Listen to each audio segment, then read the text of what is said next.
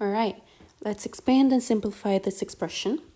So I start off by multiplying the coefficients in front of the set of brackets to all of the terms inside the brackets, like so. So first, 3 times y squared, so 3y squared. 3 times negative y, so minus 3y.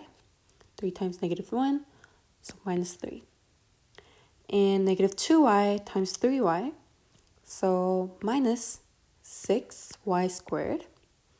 And negative 2y times negative 6, so the negatives cancel, and we have plus 12y.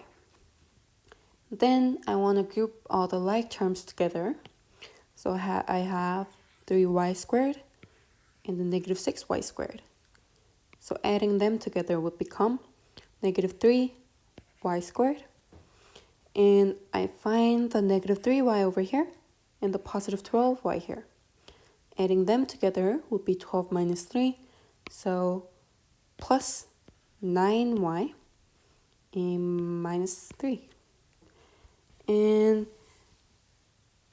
you might notice how this is factorable because all of them has a factor of 3.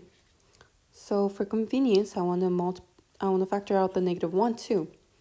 So factor the negative 3 out, and we have negative 3